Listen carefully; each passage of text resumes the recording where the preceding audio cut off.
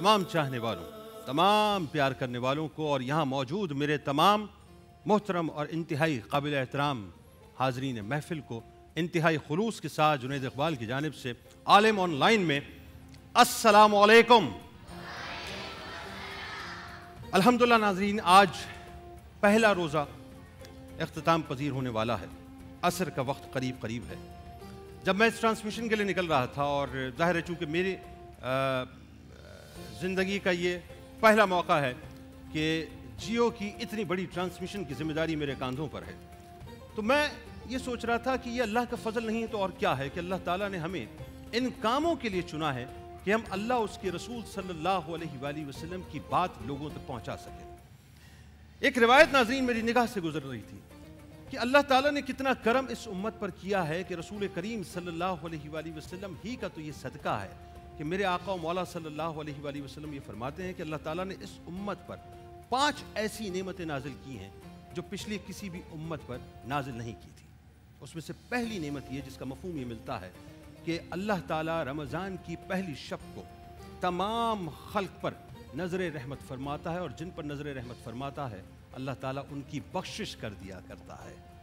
भाई सुभान अल्लाह की सदाएं बुलंद होनी चाहिए, ये मेरे आका की बातें हैं।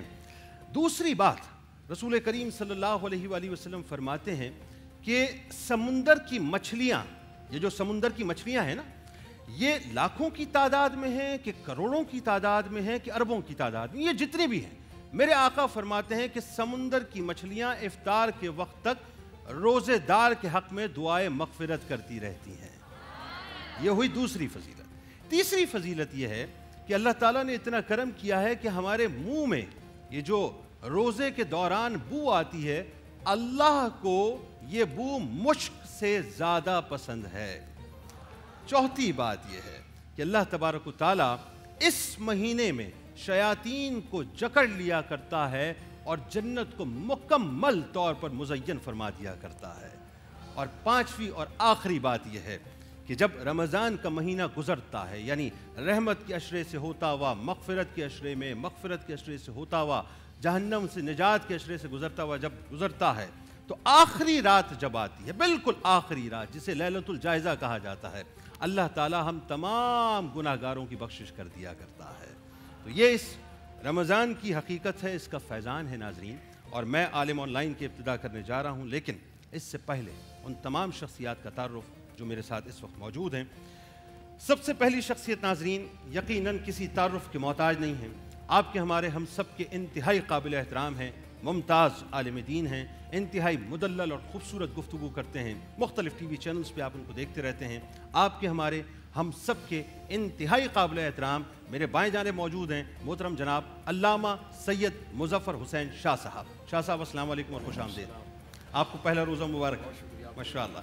दूसरी शख्सियत नाज़रीन, मैं इनको अपना बुज़ुर्ग मानता हूँ, मैं इनसे बहुत मोहब्बत करता हूँ, बड़ा प्यार करता हूँ इनसे।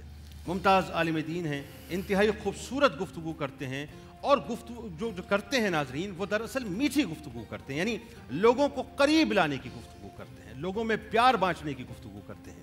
आपके हमारे हम सब के इंतहाई काबिल एहतराम मोहतरम जनाब अल्लामा कम्बर अब्बास नफ़वी साहब हमारे साथ मौजूद हैं। अल्लामा साहब आपको खुशामदीद। अस्सलाम वालेकुम। अस्सलाम और आपको भी बहुत मुबारकबाद। बहुत मुबारक आपको भी, नाज़रीन को भी और तमाम माशाअल्लाह। वक्त कम है लेकिन हम इंशाअल्लाह असर की अजान के बाद मज़ीद गुफ्तगू करेंगे, लेकिन मैं शाह साहब चाहता हूँ कि आपसे बात का आगाज़ करूँ कि क्या फरमाएंगे। पहला रोज़ा माशाअल्लाह हो गया और ये जो इफ्तार का वक्त है, ये तो बड़ा कीमती वक्त होता है कि जिसमें बस आओ और बख्शिश के परवाने लेकर चले जाओ। बेशक आपने अपनी इब्तिदाई गुफ्तगू के अंदर बहक़ी की जो रिवायत पढ़ी है शाबल ईमान और मेरे आका जनाब सैयद आलम सल्लल्लाहु अलैहि वसल्लम के वो 5 फ़रामीन का ख़ुलासा जो ख़ासा है इस उम्मत मरहूमा का सरकार दो आलम सल्लल्लाहु अलैहि वसल्लम की विसातत वसीले से, उसमें वो तमाम चीज़ें दर्ज हो गई हैं। यकीनन इफ्तार का वक्त नबी पाक सल्लल्लाहु अलैहि वसल्लम ने शाह फरमाया वलिस्साइम फ़रहतान, कि रोज़ेदार को अल्लाह रब्बुल आलमीन जल्ला व अला 2 खुशियाँ अता फरमाता है। फ़रहतुन इंदल इफ्तार, जिस वक्त रोज़ा खोल रहा होता है तो वो जो मुशक्क़त भूख प्यास की वो बर्दाश्त करता है लिवजहिल्लाहि ताला, अल्लाह रब्बुल आलमीन के लिए, और अपने ख्वाहिशात को अल्लाह रब्बुल आलमीन के हुक्म के ताबे करने की जो वो अमली एक्सरसाइज कर चुका होता है कि मुझ पर मेरे रब का हुक्म और मेरे रब की बात गालिब है और आला है اور میری نماز، میرا روزہ، میری جان، میری زندگی، یہ سب رب کے لیے. تو یہ اثار کے جذبے کی جو مکمل وہ مشق کر چکا ہوتا ہے تو اللہ رب العالمین اسے پھر وہ چیزیں جو جائز تھیں، جس طرح ہم نے سحری میں بھی عرض کیا، جو چیزیں جائز تھیں لیکن 12-14 گھنٹے تک ان چیزوں کو اللہ رب العالمین نے ممنوع اور حرام قرار دیا. کھانا پینا، جب بندے نے اللہ کے حکم پر جائز کو جائز جانا اور جب اس نے محدود کر دیا تو اس کو ناجائز جانا، تو اس انعام پر اللہ رب العالمین افطار کے وقت اسے پھر اجازت عطا فرماتا ہے کھانے پینے کی. اور نبی پاک فرماتے ہیں کہ وَلِلصَّائِمِ فَرْحَتَانِ، روزے دار کے لیے 2 خوشی ہیں. ایک خوشی کب ہے کہ جب وہ افطار کرتا ہے، اور ایک خوشی شب ہے کہ جب وہ اللہ رب العالمین کا دیدار کرے. اس پہ کلام کرتے ہیں علامہ صاحب یہی بات، 2 خوشیاں عطا کر دی، یعنی کرم کرم اور کرم ہے. تم آؤ تو صحیح، آنے والے بنو تو صحیح. بالکل صحیح ہے. دیکھیں اللہ تعالیٰ نے یہاں، میں تو یہ سمجھتا ہوں کہ ایک احساس بندگی کے ایک بہانے ہیں جو اس وقت ہمیں احساس دلایا جاتا ہے. اور جیسے جیسے انسان جو ہے وہ اللہ کی ہی احکامات پروردگار کے ہیں، اس کے احکامات کی جو حلال چیزیں ہیں اس کے حکم پر اس وقت حرام کر لیے اپنے اوپر، اور جیسے ہی اس کا حکم ہٹے گا وہی دوبارہ چیزیں حلال ہو جائیں گی. یہ پریکٹس جو ہے نا، یہ طریقہ، یہ اطاعت، یہ منزل، یہ لمحہ فکریہ ہے. اور یہ لمحہ فکریہ یہ ہے، کون دیکھ رہا ہے؟ پی لیجئے پانی، نہیں، اللہ دیکھ رہا ہے. اللہ اللہ، کیا بات، واہ واہ واہ. کھانا کھا لیجئے، نہیں، روزہ ہے، کیوں؟ اللہ دیکھ رہا ہے. اللہ دیکھ رہا ہے. تو یہ جو طریقہ ہے، یہ اگر 30 دن کے طریقے کو انسان ساری زندگی اپنے اوپر لاگو کر لے تو گناہوں کی دنیا سے دور ہو جائے گا. سبحان اللہ سبحان اللہ. اللہ کے احکامات جو ہے وہ در حقیقت قرب الہی اور لقاء اللہ کے لیے ہوتے ہیں. جب انسان جو ہے وہ لقاء اللہ کی طرف جائے گا تو اس کو کیا چیز ہے جو لے کے جائے گی؟ کوئی طاقت لے کے نہیں جا سکتی. اس لیے کہ خدا نے اپنے احکامات اور دین میں جبر نہیں کیا. ٹھیک، صرف ایک چیز ہے کہ جس سے انسان لقاء اللہ کی طرف بڑھ سکتا ہے، اور وہ ہے احساس معبودیت، کہ معبود جو ہے وہ مجھے دیکھ رہا ہے اور مجھے اس کی اطاعت میں کرنے، یعنی اللہ حاضر اور موجود ہے. تو اس کی حاضر ہونے اور موجود ہونے پر اگر ایمان یقین کامل ہے تو پھر انسان ساری زندگی اس کے فرمان سے ہٹ نہیں سکتا. اس پہ گفتگو کریں گے علامہ صاحب. ایک وقفے پہ ناظرین ہمیں جانا ہے، لیکن اس سے قبل میں چاہتا ہوں کہ ہم سب مل کر، بلکہ دنیا میں جہاں جہاں مجھے دیکھا جا رہا ہے، ہم سب مل کر سرکار مدینہ صلی اللہ علیہ وآلہ وسلم کی بارگاہ اقدس میں ہدیہ درود پیش کریں. کیونکہ میرا ایمان ہے یہ اللہ جانتا ہے کہ معاملہ کیا ہوگا، لیکن جب کروڑوں لوگ ہمیں دیکھ رہے ہیں تو پھر اربوں کی تعداد میں انشاءاللہ درود ایک وقت میں جائے گا. تو آئیے سرکار کی بارگاہ میں درود پاک پیش کرتے ہیں.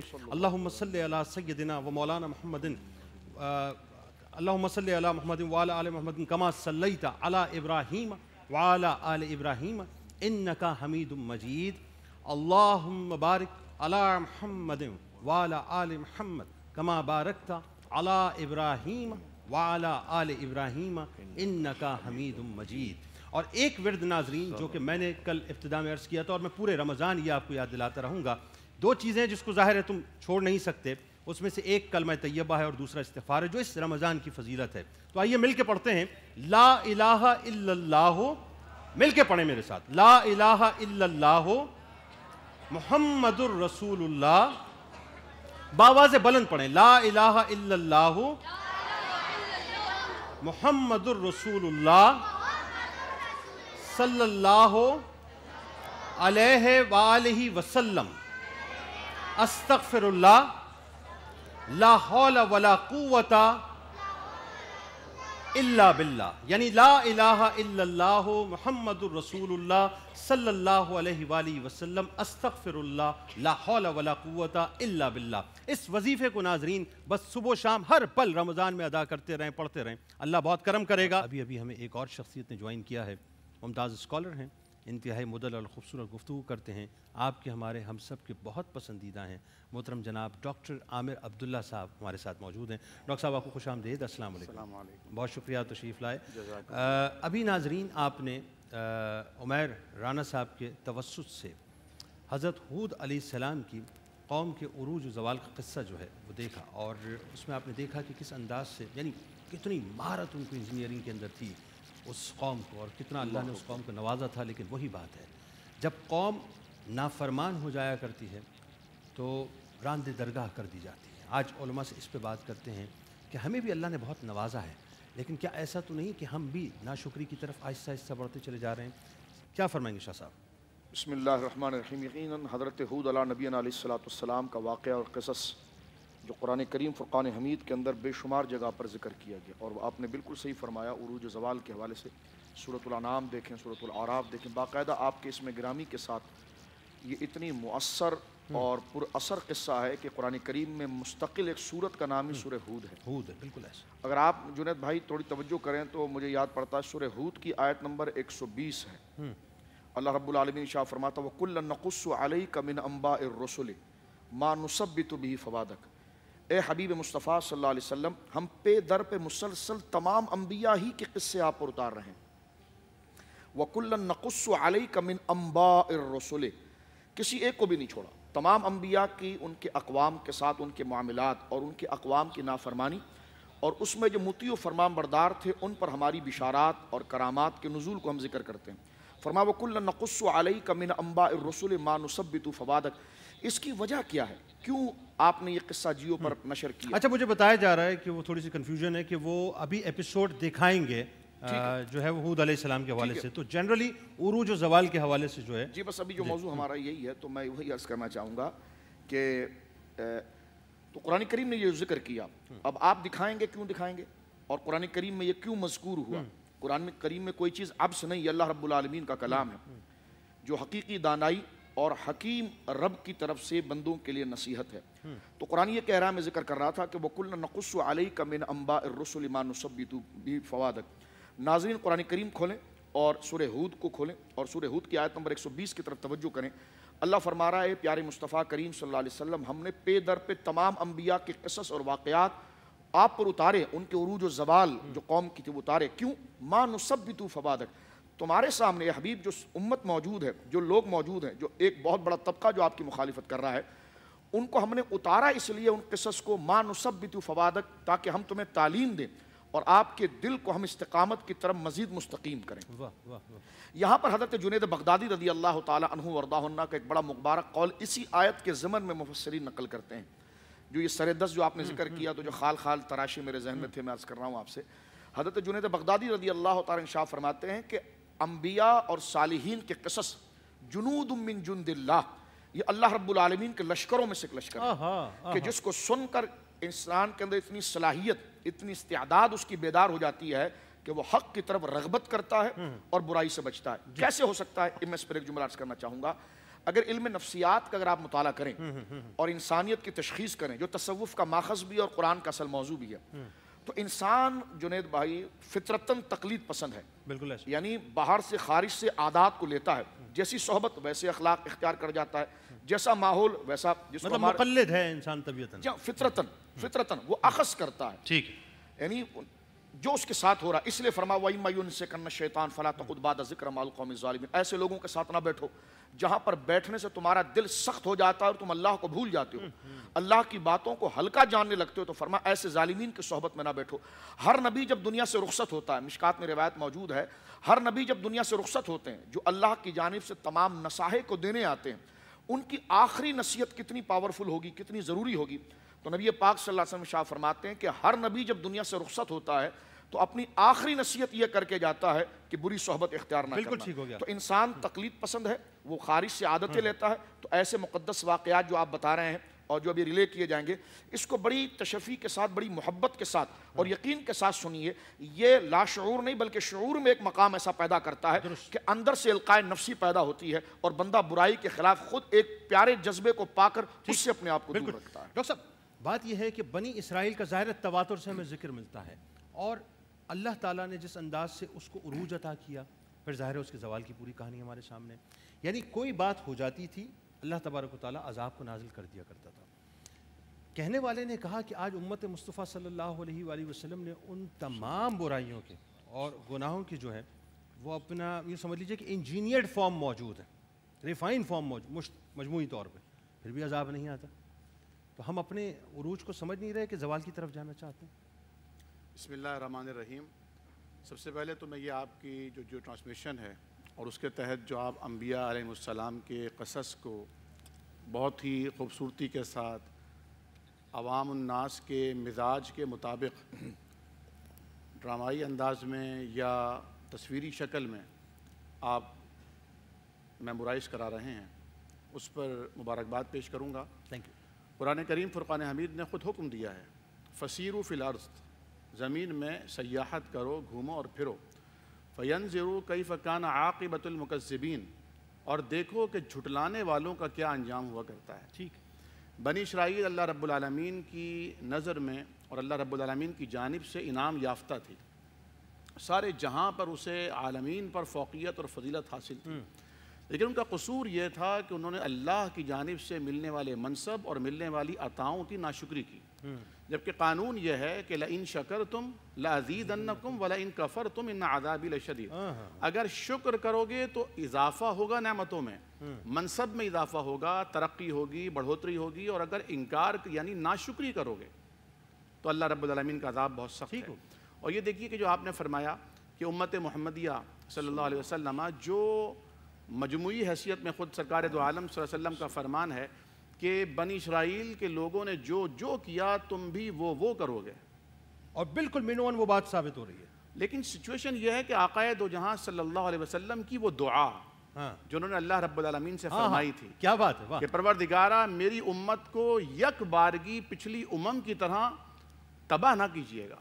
تو اللہ رب العالمین نے مستجاب الدعوات نبی کی وہ دعا قبول فرمائی، اور یہ حضور کی دعا کا ثمرہ ہے کہ آج امت اپنے فرائض منصبی فراموش کر چکی ہے، لیکن اس کے باوجود اللہ رب العالمین کی منشا اور اللہ کی مشیت یہ ہے کہ قیامت تک یہی امت برقرار رہے گی، اور اسی سے پھر وہ لوگ آئیں گے کہ جو انشاءاللہ اقامت دین کا فریضہ انجام. بالکل ٹھیک ہے. علامہ صاحب اسی بات کو آگے بڑھاتے ہوئے بڑی اہم بات ہے، میں چاہتا ہوں اسی پہ رک کے ہم بات کریں. آج ہم دروغ گوئی بھی کر رہے ہیں، آج ہم جھوٹ بھی بول رہے ہیں، آج ہم غیبتیں بھی کر رہے ہیں، چغلی بھی کر رہے ہیں، رشوتیں بھی لے رہے ہیں، شراب بھی پی رہے ہیں، بدکاری بھی کر رہے ہیں، سود کا کاروبار بھی عام ہے، بے شرمی بے حیائی عام ہے. یعنی سب کچھ جو کچھ ہو سکتا تھا، میں نے کہا نا کہ اس کی ریفائن اور انجینئرڈ فارم ہمیں نظر آتی ہے آج اس امت میں. لیکن وہی بات سرکار مدینہ صلی اللہ علیہ وآلہ وسلم کا صدقہ ہے کہ اجتماعی عذاب نازل نہیں ہوتا. لیکن کیا یہ فار گرانٹڈ لیا جائے گا کہ اجتماعی عذاب نہیں آئے گا تو ہم سب کچھ کریں؟ بسم اللہ الرحمن الرحیم. دیکھیں بڑی اچھی گفتگو ہے اور اس کو تھوڑا سا سمجھنے کی ضرورت ہے. دو باتیں بہت ضروری ہیں سمجھنا. سب سے پہلے تو کیا ضرورت تھی پروردگار عالم کو، معبود برحق کو، کہ وہ 2000 5000 4000 8000 سال پہلوں کے واقعات اور قصے جو ہیں وہ کتاب الہی میں نقل کرے؟ کیا ضرورت تھی؟ اے نبی کیا تم نے نہیں دیکھا، اے نبی کیا تم نے نہیں دیکھا. کیا اپنے احکامات دے دیتا، بتا دیتا، کافی تھا. کیوں اور موسیٰ کا ذکر کرو، اور ابراہیم کا ذکر کرو، اور صالح کا ذکر کرو، اور ہود کا ذکر کرو؟ کیا کام؟ اور ہر نبی نے ان اجریہ الا علی اللہ کا جملہ کہہ کر یہ بتایا کہ مجھے اجرت نہیں چاہیے تم سے کچھ، اللہ میری اجرت میرے اللہ پر ہے. میں تو صرف تم کو دعوت دینے آیا ہوں، میں تم کو بتانے آیا ہوں. کسی نبی نے اجرت طلب نہیں کی دنیا سے، اور صرف دعوت و پیغام دیا. تو اللہ نے اگر قرآن مجید میں ان واقعات کا ذکر کیا ہے تو اس کا کوئی مقصد ہے. ایک سے زیادہ دفعہ کوئی آدمی کوئی واقعہ سناتا ہے یا پڑھتا ہے تو آدمی اکتا جاتا ہے. یہ ایسا کلام ہے، اس کو جب پڑھو لگتا ہے پہلی دفعہ پڑھ رہا ہوں. ایسا ہی ہے. سبحان اللہ. جب سمجھنے کی کوشش کرو لگتا ہے کہ کل تک کچھ نہیں آتا تھا. آئے ہے. جب اس کو قرآن کے اوراق کھولو تو معلوم ہوتا ہے آج پہلا دن ہے میرا.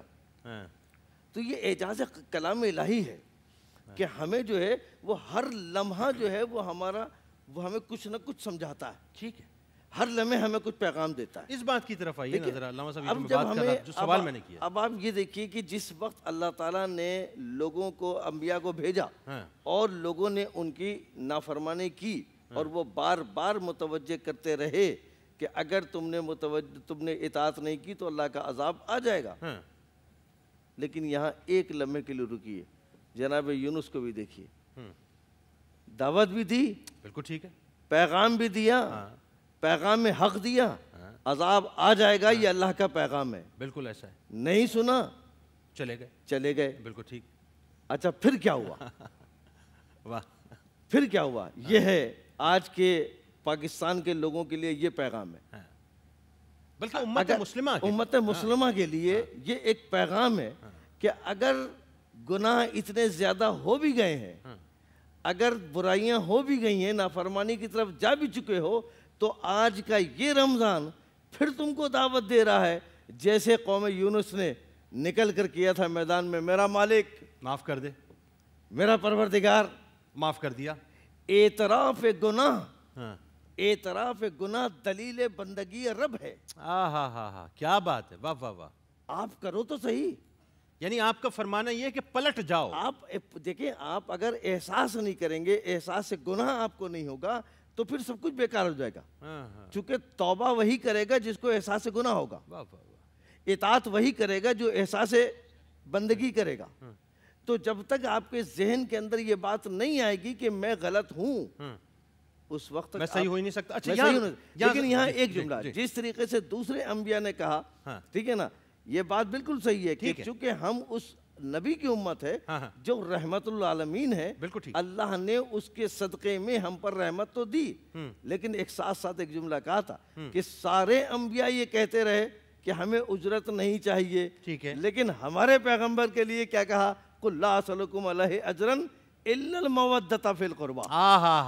اگر تم نے قربت سے مودت کر لی تو یہ تمہارے رسالت ہے. درست. اچھا بات اب اوپن کرتے ہیں, اب تھوڑا سا بات کو اوپن کرتے ہیں. انفرادی طور پہ جو ہمارا یا اجتماعی طور پہ جو عروج و زوال کا معاملہ ہے, میں سمجھنا ہی چاہتا ہوں, جیسے کہ ایک بات یہاں پہ بھی آ گئی, آپ نے بھی بات فرما دی, اب اس بات کو تھوڑا سا اوپن کریں کہ ہم اس بات کو سمجھ رہے ہیں کہ ہم غلط کر رہے ہیں, لیکن شاہ صاحب سمجھنے کے باوجود بھی ہم غلط کر رہے ہیں اور ہم سمجھنے کو تیار نہیں ہیں. اس کی وجہ کیا ہے؟ جی اس کی وجہ سب سے پہلے یہ ہے کہ ہمیں انجام کو ہم نے سختی کے ساتھ اور یقینی طور پر نہیں لیا.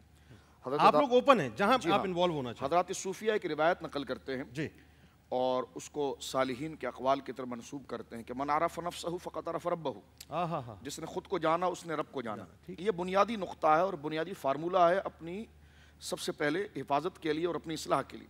یعنی کیا مطلب ہے اس کا کہ من عرف نفسہ فقد عرف ربہ, کہ جس نے خود کو جانا اس نے رب کو جانا. کیا مطلب؟ یعنی اس کا مطلب یہ کہ جس نے خود کو ناپائیدار جانا اس نے اپنے رب کو پائیدار جانا, جس نے اپنے کو فانی جانا اس نے اپنے رب کو باقی جانا, جس نے اپنے آپ کو ختم ہونے والا جانا اس نے اپنے رب کو موجود جانا.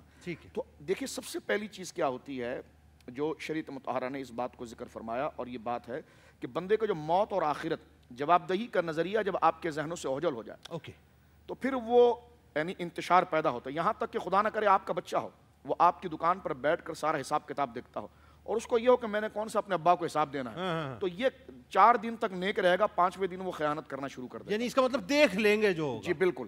اس لیے کہ انسان جب تک انسان رہتا ہے کہ جب وہ کسی کے حضور جواب دینے کے لیے اپنے آپ کو مستعد سمجھتا ہے, تو قبر و حشر کی جو بنیادی چیز ہے اور اپنے اختتام اور اپنی موت سے غافل ہونے کی وجہ سے ہی بندہ اپنے آپ کو ہمیشگی کی طرف لے جاتا ہے کہ نہیں یہ گھر میرا ہمیشہ رہے گا, میری جوانی ہمیشہ رہے گی, میرا مال ہمیشہ رہے گا. تو شیطان اس کے اندر حرص اور ہمیشگی کی فکر کو جو پیدا کرتا ہے, اس لیے وہ حق اور انجام اور جواب دہی کے نظریے سے غافل ہوتا ہے. سورہ ہود دیکھ لیں, یہ حضرت یونس علیہ السلام کا واقعہ دیکھ لیں, یہ بنی اسرائیل کا واقعہ. قرآن جہاں پر لا کر اس واقعے کو ختم کرتا ہے وہ یہ کہ ان کو رب سے ملاقات پر یقین نہیں تھا, ان کو رب کے حضور کھڑے ہونے پر یقین نہیں تھا. تو جب رب کے حضور ملاقات کرنا, اس سے یقین کرنا, اس کے آگے کہ فَمَن يَعْمَلْ مِثْقَالَ ذَرَّةٍ خَيْرًا يَرَهُ, کیا بات کرتے ہیں آپ یونس بھائی, جنید بھائی قبلہ, کہ رائی کے دانے کے برابر بھی نیکی ہوگی, فراموش نہیں کی جائے گی, آپ کے آگے رکھی جائے گی. وَمَن يَعْمَلْ مِثْقَالَ ذَرَّةٍ شَرًّا يَرَهُ, رائی کے برابر بھی اگر وہ برائی ہوگی آپ سے پوچھا جائے گا. نبی پاک صلی اللہ علیہ وسلم فرماتے ہیں کہ اس کا مراد اور مقصود یہ کہ جو منبر پر بیٹھا ہے وہ بھی, اور جو فرش پر بیٹھا ہے وہ بھی, جو پیر ہے وہ بھی, مرید ہے وہ بھی, جو استاد ہے وہ بھی, جو شاگرد ہے وہ بھی, ہر انسان اس وقت تک میدان محشر میں ایک قدم نہیں اٹھا سکتا جب تک وہ 5 چیزوں کا جواب نہ دے. جامع ترمذی کے اندر حدیث پاک موجود ہے, سرکار علیہ الصلوۃ والسلام ارشاد فرماتے سب سے 5 چیزوں کے بارے میں سوال کیا جائے گا. پہلی چیز جوانی دی گئی تھی آپ کو, کہاں استعمال کہاں استعمال, بالکل ٹھیک. یہ بتائیے آپ, مال اتنا آپ کے پاس تھا, آپ لائے کہاں سے تھے, اس کو آپ نے خرچ کہاں کیا, علم حاصل کیا تھا, اس پر آپ نے عمل کتنا کیا. یہ بنیادی چیز ہے. اور یہ بات دیکھیے جو قرآن نے ذکر کیا ہے کہ فَمَن يَعْمَلْ مِثْقَالَ ذَرَّةٍ خَيْرًا يَرَهُ وَمَن يَعْمَلْ مِثْقَالَ ذَرَّةٍ شَرًّا يَرَهُ. رائی کے دانے کے برابر بھی نیکی تمہاری بھلائی. اب یہ الگ بات ہے کہ میرے استاد نے مجھے کلاس میں 10 مہینے 8 مہینے پڑھایا اور میں امتحان سے غافل رہا. ٹھیک ہے, میں کلاس کے ٹائم پہ گپے شپے کرتا رہا, گھومتا تو پھرتا رہا دوستوں کے ساتھ. اور جس وقت میں ایگزامینیشن ہال کے اندر گیا اور کوسچن پیپر میرے سامنے تھا تو ہائے ہائے میں کرتا رہا اور استاد سے کہتا رہا یہ آپ نے میرے ساتھ کیا کیا. انہوں نے کہا جی میں نے تو کچھ نہیں کیا, میں نے آپ کو نصیحت دی, تعلیم دی, اب جو مرحلہ ہے تو آپ کا حال یہ. تو اس نے اس مزے کو ہمیشہ سمجھا. میں ایک جملہ یہاں پر عرض کر کے بات ختم کرتا ہوں. امام رازی کا بڑا پیارا قول ہے, اس کو اگر شروع کریں گے تو پوری رات گزر جاتی ہے, اللہ عمل کی توفیق دے. قرآن کریم میں ذکر کرتا ہے یہ دنیا کھیل تماشا ہے. لہب و لعب قرآن نے ذکر کیا, لعب و لہب یعنی یہ کھیل تماشا ہے. حضرت امام رازی نے بڑی پیاری بات یہاں پر ذکر کی تفسیر کبیر شریف میں کہ دنیا کو اللہ رب العالمین نے, میں بھی اس پر غور کروں, ناظرین بھی اس پر غور کریں, عمل کی نیت کے ساتھ, تقریر کی نیت سے نہیں. میں اپنے آپ سے ہی گفتگو کر رہا ہوں, آپ اپنے آپ سے اس گفتگو کو سن رہے ہیں. میں بھی اللہ کی بارگاہ میں اتنا ہی سوالی ہوں جتنا آپ سوالی ہیں. تو اللہ ہمیں عمل کا جذبہ ہماری طبیعتوں کے اندر بیدار کرے. یہ جو قرآن کریم ذکر کر رہا ہے کہ یہ دنیا جو ہے وہ کھیل تماشا ہے, تو دنیا کو کھیل تماشا کہنے کا کیا مطلب ہے؟ تو امام رازی بڑی پیاری بات کرتے ہیں, فرمایا غور نہیں کرتے کہ کھیل تماشے میں دوام نہیں ہوتا, ہمیشگی نہیں ہوتی. سرکس شام کے وقت ختم ہو جاتا ہے, بس ٹھیک ہے. دانا وہ ہے کہ جو واپسی کا راستہ ناپ لے, کیا بات, اور گھر لوٹنے کی اس کو فکر ہو. کیا بات. تو دنیا کھیل تماشا, اس کو اگر ہمیشہ سمجھ گئے تو شام کا وقت ہوگا, شامیانے لپیٹ دیے جائیں گے, قمقمے بجا دیے جائیں گے, قالینیں اٹھا لی جائیں گی اور کہیں گے جناب یہ کیا ہوا؟ جناب آپ کو پتہ نہیں ہے کھیل تماشا تھا. کھیل تماشے میں مداومت نہیں ہوتی, ہمیشگی نہیں ہوتی, وہ وقتی ہوتا ہے. تو فرمائیے دنیا کھیل تماشا ہے, دوام تمہارے لیے جو ہے وہ رب کا قرب ہے. کیا بات. ڈاکٹر صاحب یہاں پہ ایک بات پیدا ہو گئی, یہ مطلب سیدھی بات ہے نا کہ دنیا جو ہے بیسکلی T20 کا کھیل ہے, بڑی سمپل سی بات ہے, جس نے جتنا اسکور کر لیا وہ جیت گیا. اب بات تو وہی آئی نا جو میں عرض کر رہا تھا یہاں پہ علامہ صاحب سے کہ ہم فار گرانٹیڈ لے رہے ہیں نا ہر چیز کو. میں مسلمان ہوں, ٹھیک ہے جی میں مسلمان ہوں, میں نے فار گرانٹیڈ لے لیا نا. مجھے اللہ نے ایک ایسے گھر میں پیدا کر دیا جہاں کلمہ طیبہ کا ورد ہو رہا ہے, فار گرانٹیڈ لے رہا ہوں. میں یہ دیکھ رہا ہوں کہ جی ٹھیک ہے پچھلی اقوام پہ ہوا تھا, میں نمٹ لوں گا قبر میں معاذ اللہ. تو کیا ایسا ہو جائے گا؟ ہرگز بھی ایسا ممکن نہیں ہے. اللہ رب العالمین نے قرآن کریم میں مقصد پیدائش انسانیت بیان فرمایا کہ وما خلقت الجن والانس الا لیعبدون. تمہیں تو صرف ہم نے اپنی بندگی, نوکری, غلامی اور چاکری کے لیے پیدا کیا ہے. باقی کھانا پینا اور تمہارے تمام تر تربیت اور تمہارے معاملات کے انتظام ہماری ذمہ داری ہے. رب اسی کو کہتا ہے نا, بالکل, جو پرورش کرے انسان کی. اب دوسری بات یہ کہ یہود اسی نظریہ باطل کا شکار تھے. وہ کہتے تھے کہ نحن ابناء اللہ و احباؤہ, ہم اللہ کے چہیتے اور لاڈلے ہیں, بڑے پیارے ہیں. ہمیں تو اگر آگ نے چھوا بھی تو گنتی کے چند دن. انہیں اپنے ماضی پر بڑا زوم تھا. وہ کسی نے کہا نا کہ تھے وہ آبا تمہارے, تم کیا ہو. ہمیں بھی اپنے اسلاف پہ بڑا ناز ہے, ہمیں ان کے کارناموں پہ, صحابہ کرام کی باتیں کرتے ہیں, تابعین کی, اہل بیت کی باتیں کرتے ہیں, اور اپنے ایمان کو ہم اس سے بڑھاتے ہیں, جلا دیتے ہیں. بے شک یہ تمام باتیں جلا دینے کی ہیں, لیکن دراصل اس آئینے میں اپنے سراپے کو سدھارنے کی ضرورت ہے. اور میں یہ ضرور عرض کرنا چاہوں گا کہ اللہ رب العالمین نے کائنات کے نظام کو عمل پہم سے جوڑ دیا ہے. اگر آپ محنت کریں گے تو کامیابی آپ کا مقدر بنے گی. اگر محنت کوئی اور کرے گا جو بظاہر یا حقیقی میں مسلمان اور مومن نہیں ہے تو کامیابی اس کے قدم چومے. نہیں, میں چاہتا ہوں آپ انتہائی دیکھیں جو میرا سوال ہے نا, میں چاہ رہا ہوں اس پہ بات ہو, وہ ابھی تک بات نہیں ہو پائی. میں یہ کر رہا ہوں کہ مسلمان بھی اسی یہودی نظریے کے مطابق کہ ہم کیونکہ نبی اکرم صلی اللہ علیہ وسلم کے امتی ہیں, وہ ہو گیا, اس لیے ہم بخشے وہ ہو گیا. اس وقت یہ سمجھے کہ کیمرے کے سامنے میرا حسن ظن یہ ہے کہ ہم سب پاک ہیں اور اللہ کا فضل ہے, ہم سب انشاءاللہ بخشے جائیں گے اس کی رحمت کے صدقے سے. لیکن کچھ ایسے لوگ بھی تو ہوں گے جو ٹیبل کے نیچے سے رشوتیں لیتے ہوں گے, شاید ان کی نگاہ میں بھی یہ پروگرام آ رہا ہوگا. وہ بھی تو ہوں گے نا جو افطار کے بعد جو ہے وہ بوٹل کھولا کرتے ہوں گے, ان کی بھی نگاہ میں ہو سکتا ہے یہ پروگرام آ رہا ہو. وہ بھی تو ہوں گے کہ جو بدکاریوں میں اپنے آپ کو مبتلا رکھتے ہوں گے. میں چاہتا ہوں ذرا ان کو موٹیویٹ کریں, دیکھیں نبی پاک کی حدیث ہے نا, ہم سرکار علیہ الصلوۃ والسلام کی شفاعت پر امید رکھتے ہیں. حضور علیہ الصلوۃ والسلام نے ارشاد فرمایا تم اپنے ماتحت کا اگر پیسہ کھا جاؤ, یعنی میں اور آپ اللہ کے حضور کیسے بخشے جائیں گے؟ حضور علیہ الصلوۃ والسلام ہماری سفارش کریں گے, یہی قرآن سنت کا نظریہ ہے اہل ایمان کی. لیکن مجھے یہ بتائیے کہ رب کے حضور ہماری سفارش رسول کریم فرمائیں گے. حضور نے فرمایا کہ تم اپنے ماتحت, جس طرح ہم اپنے گھروں کے اندر ماسیوں سے کام زیادہ کرائیں اور ان کو اجرت کم دیں, یا رمضان شریف کے اندر اپنے کارخانوں میں کام کرا دیا جائے اور ان کی تنخواہوں کو روک لیا جائے. تو فرمایا کہ جو اپنے ماتحت کے اوپر ظلم کرے اور اس کا پیسہ کھا لے تو کل قیامت کے دن اس کے ساتھ میں کھڑا ہوں گا اور تم میرے سامنے کھڑے. اللہ اکبر. یہ ہے نا بات, یہ بات, حقوق یہ العباد کا مسئلہ. تو بہت اہم ترین ایشو ہے کہ اللہ رب العالمین اپنا حق معاف فرما دیں گے، لیکن حقوق العباد اس وقت تک معاف نہیں فرمائیں گے جب تک وہ بندہ اس کا حق خود ہی معاف نہیں فرما دیتا. اور جو سرکار دو عالم نے فرمایا کہ تم جانتے ہو کہ قیامت کے دن مفلس کون ہوگا؟ ہاں یہ بتائیں نا لوگوں وہ نا کہ جس کے پاس درہم اور دینار نہ ہو وہی مفلس ہوتا ہے. فرمایا کہ نہیں، قیامت کا مفلس وہ ہوگا جس کے پاس نیکیوں کے انبار ہوں گے. ہم ایک طرف گناہ بھی کیے جاتے ہیں اور دوسری طرف نیکیوں کا بھی التزام رکھتے ہیں. نیکیوں کے انبار لگے ہوں گے لیکن حقوق العباد میں کوتاہیاں ہوں گی. لوگ آتے جائیں گے اور اس کی نیکیاں اسے دی جاتی رہیں گی یہاں تک کہ نیکیاں ختم ہو جائیں گی اور لوگوں کے حقوق ختم نہیں ہوں گے. پھر ان کے حق لے کر اس کے نام اعمال میں ڈالے جائیں گے، ان کے گناہ ڈالے جائیں گے اور پھر اسے جہنم میں ڈالا جائے گا. سزا بھگتنے کے بعد پھر شفاعت کام آئے گی اور بالآخر جنت میں داخل. یعنی اس کا مطلب یہ ہے کہ جو کچھ بھی کر رہے ہیں اس کے نتائج بھگتنے پڑیں گے قبر میں بھی اور حشر میں بھی. جی علامہ صاحب وقت چونکہ کم ہے میں چاہتا ہوں آپ اس موضوع کو ویسے تو ہم سم اپ نہیں کر سکتے لیکن لوگوں کو بتائیں کہ اللہ نے جتنا فضل ہم پہ کیا ہے. دیکھیں ہم اچھا کھاتے ہیں، اچھا پہنتے ہیں، اچھا گھومتے ہیں، سب کچھ صحیح ہے لیکن آفٹر آل ہم جواب دہ تو ہیں نا. ہمیں جو ہے رپورٹ کارڈ تو دی جائے گی نا، ایسا تو ہے نا. یہ جسم پورا جسم بولے گا نا اللہ کی بارگاہ میں، یہ کھال تک بولے گی نا کس سے مس ہوئی تھی. پورا یہ اس حوالے سے تو پورا قرآن گواہی دے رہا ہے. سورہ قیامت اس بات پر دلیل ہے کہ تمہاری پور پور جو ہے وہ واپس اٹھائی جائیں گی، تمہیں زندہ کیا جائے گا. ساری چیزیں اپنی جگہ موجود ہیں. آپ جس طریقے سے ابھی عبداللہ صاحب نے فرمایا کہ آپ دیکھیں تو اللہ نے ان لوگوں کو، ان یہودیوں کو جو اس بات پر ناز کرتے تھے اس پر کیا کہا؟ فَتَمَنَّوُا الْمَوْتَ إِن كُنتُمْ صَادِقِينَ. اگر تم اتنے سچے ہو اور تو موت کی تمنا کرو. اس کا مقصد یہ ہے کہ وہ موت ایک ایسی چیز ہے کہ جو انسان کو کسی حقیقت کی طرف متوجہ کرتی ہے. ٹھیک ہے، اور وہ موت سے گھبراتے تھے اور موت سے ڈرتے تھے. تو مومن موت سے نہیں ڈرتا. مومن موت سے نہیں ڈرتا. کیوں؟ اس لیے کہ جب اس کو یہ یقین ہوتا ہے کہ میں حق پر ہوں تو پھر کربلا والوں کی طرح سزا آتی کہ فرق نہیں ہے، موت ہم پر آن پڑے یا ہم موت پر جان پڑے. تو یہ وہی کہے گا کہ جو اپنی آنکھوں سے دیکھ رہا ہے، ٹھیک ہے، جو ربوبیت کو دیکھ رہا ہے، بندگی کو اس مقام پر موجود ہے کہ جہاں اپنے رب کو وہ دیکھ رہا ہے اور دیکھ کر کے سجدہ کر رہا ہے. اب یہاں ہم جو جس طرح سے اپنی یہ ہماری نافرمانیاں ہیں، یہ ہماری نافرمانیاں، اس کا تعلق ہماری نافرمانیوں سے ہے. لہذا اپنی نافرمانیوں کو خود انسان کو ختم کرنا چاہیے. اللہ جو ہے نا اس کے بعد دیکھے گا، رحم فرمائے گا. بالکل ٹھیک. علامہ صاحب بہت شکریہ آپ تشریف لائے. شاہ صاحب آپ کا بہت شکریہ. ڈاکٹر صاحب آپ کا بہت شکریہ اور آپ سے انشاءاللہ ملاقات رہے گی عالم آن لائن میں. ناظرین کرام جاتے جاتے اس ظاہر ہے عالم آن لائن میں علماء کی گفتگو کے بعد گفتگو جو ہے وہ کرنا ایسا ہے کہ ہم سورج کو چراغ دکھائیں، لیکن انہی سے استفادہ کرتے ہوئے ان کی اجازت سے ایک مفہوم مجھے یاد آتا ہے ایک حدیث کا کہ میرے آقا مولا صلی اللہ علیہ وآلہ وسلم صحابہ کرام رضوان اللہ تعالیٰ علیہم اجمعین کی جماعت کے ساتھ فجر کی نماز کے بعد ایک کوڑے دان کے پاس سے نکلے. آپ نے دیکھا ایک بکری کا مردار بچہ آپ کی نگاہوں میں تھا جس کے اوپر کیڑے رینگ رہے تھے. میرے آقا نے فرمایا صحابہ سے کہ کیا تم ہے کوئی ہے اس کا جو خریدار ہو؟ عرض کیا رسول اللہ صلی اللہ علیہ وآلہ وسلم مردار بچہ ہے بکری کا، کیڑے رینگ رہے ہیں اس کے اوپر.